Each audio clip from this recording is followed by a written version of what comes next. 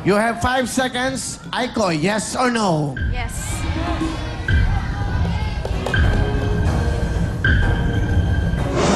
Sigurado? Opo. It's a 10,000 word question na to. Nanonood ka ba ng Voltes 5? Bata pa po ko niyan. So, kilala mo si Jamie? Pero napapanood ko po nun. Kilala mo si Jamie? Opo, yung babae. Oo. Alright, tama ka. Hindi mo napansin kung anong kulay ang suit dati? Yung time na yun? Hindi ko na po napansin. So, sigurado ka, yes or no? Yun. Yes? Yes. Yes, okay. The correct answer is... I'm sorry, it's no. Okay? Step backward, please. Wala ka pang 10,000? No, meron ka ng isang X. Di bale, 3 X bago ka matapos, okay? Here we go. Bibigyan kita ng another 10,000 word question. Etong word na to is 10,000. Sa Pinoy, ulam. Okay? Sa Pinoy, ulam na kare-kare. Yan. Tingnan natin, ha? Question para makita mo. Sa Pinoy, ulam na kare-kare. Karaniwang sangkap ba ay aubergine? Sa Pinoy, ulam na kare-kare. Karaniwang sangkap ba ang aubergine? Yes or no?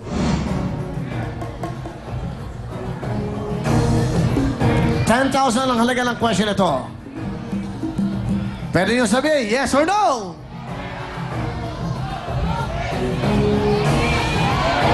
Backward, sumusobra ka, wala pa tayo, okay? Sigurado ka? You have 5 seconds.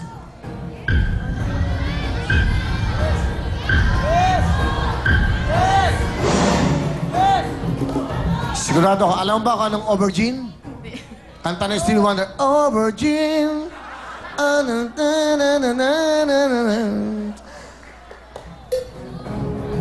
Sigurado na? The correct answer is 10,000! Yes!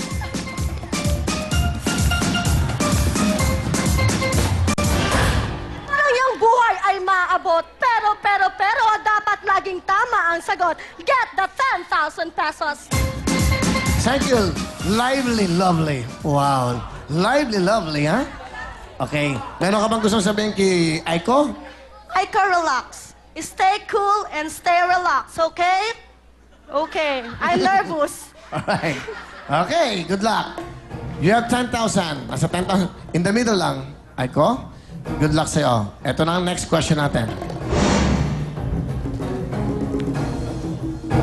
Maganda to, ha? Paano maganda?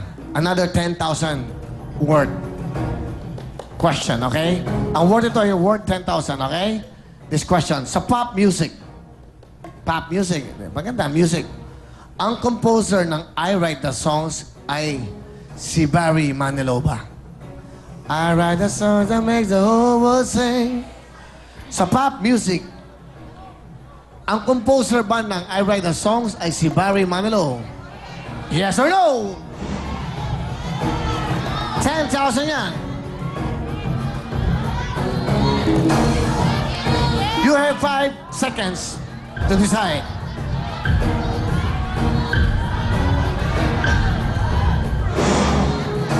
Sigurado ka na sa sagot mo, Aiko, 10,000 to, pandagdag mo yan, isa pa lang X mo. Ulitin ko sa'yo, pag 3 ng X mo o 2 na, medyo, alam mo na, alanganin na. You only have 1 X right now. Yes or no?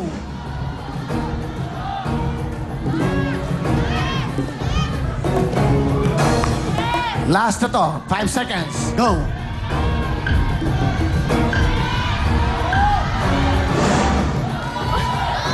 Sige lang, take your time. Yes or no? Aiko. Ikaw. 10,000 ang worth ang question na to. Pandagdag sa 10,000 mo. Yes or no? Yes na po. Sigurado ka sa yes. Huling chance mo na to. 5 seconds. Go!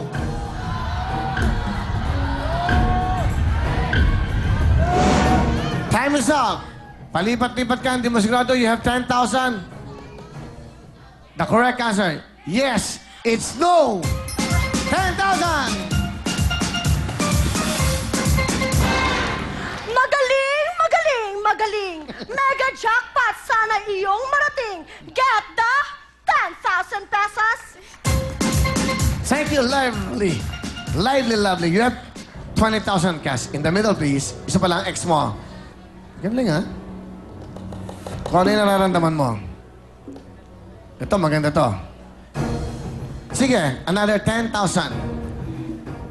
This question is worth 10,000, okay? 10,000 ang halaga ng tanong na to. Sa luxury brands. Sa luxury brands, may Louis Vuitton na ba nung panahon ni Dr. Jose Rizal? Sa luxury brands, may Louis Vuitton na ba nung panahon ni Dr. Jose Rizal? Yes or no?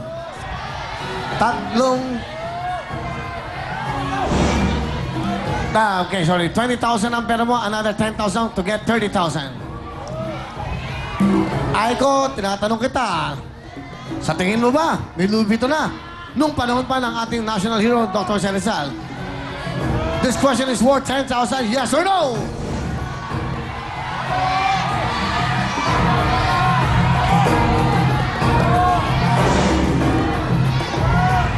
Sigurado ka na, you have 5 seconds to answer the question.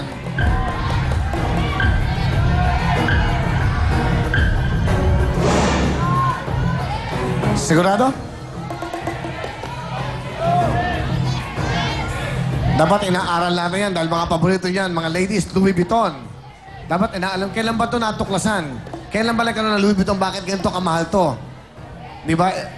Very knowledgeable to sa atin. Natututo tayo. Last chance, 10 seconds. 5 seconds. Go! Sigurado ka na? Sure na?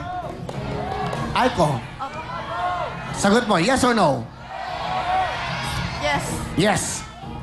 The correct answer. Vuitton started 1854. Rizal was born 1861. Yes!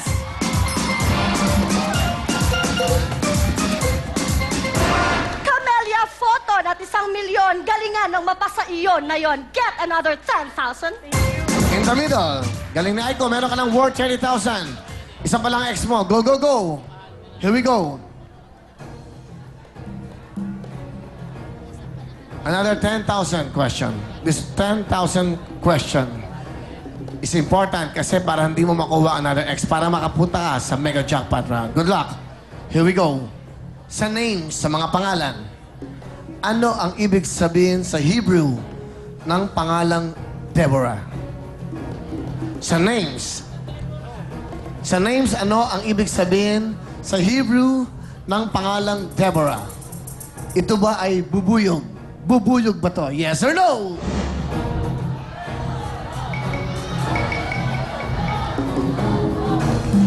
Si Deborah ba ay bubuyog? Sa salitang, yan ha? Ibig sabihin ba yan sa names? Anong ibig sabihin sa Hebrew ha? Bubuyog ba yan? 5 seconds, yes or no?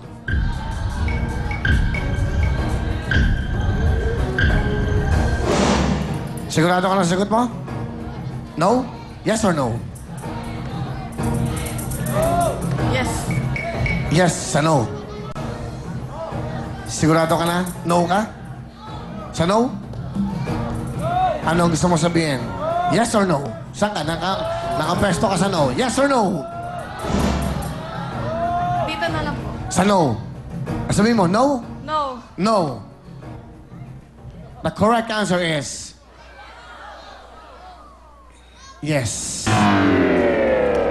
Hindi bale, dalawa na ex mo. Okay, ay kung mag-usap tayong dalawa, you have 30,000. Tutuloy ka ba dahil dalawa ng ex mo? Mag-isip ka. Kasi kung sakali na sumagot pa tayo rito at nagtatlong ex mo, I'm sorry, sosoli mo ang 30,000 cash. Or mag-step in ka ba or step out? Makikipagsaba na lang ka ba sa buhay? Ganyan talaga ang buhay. Nakikipagsaba na lang tayo. Pero ito na ang chance mo to get the 1 million, isang photon at isang house and lot from Camellia. Photon ban, Camellia house and lot, 1 million. Pero dalawa ng ex mo. Step in, step out! Step out! Step out na? Sigurado ka na? 30,000 is good? Okay na po. A total of how much ang nakuha niya? 20 plus 30. Meron kang 50,000. Step out! Here we go! Let's go! Hindi ba na? Okay lang. Miss Shalani, okay, girls? Congratulations! Go! Yes, meron ka ng 50,000 pesos. Hindi na masama. Madam Shalani? Yes, congratulations sa'yo, Aiko. Dahil meron ka na a total of 50,000 pesos. Thank you Anong po gusto kay mo, Kuya Slim? Will, tsaka po sa Will Time, Big Time. And of course, Aiko, our birthday boy would like to thank Miss Joy Gonzalez and Miss Rick Castañeda. Mula po yan kay birthday boy Jeff. Happy And to birthday! everyone, thank you for watching. See you all tomorrow. Bye-bye! Hindi ba ikaw yung inainahan ni Grace? May maitutulong ba ako? Si Katarina po ang nagpapatay kay Dora. Alam niyo na noon pa man eh. Nararamdaman ko nung may alam kayo eh. May nakakita kay Katarina nung gabing nawala si Dora.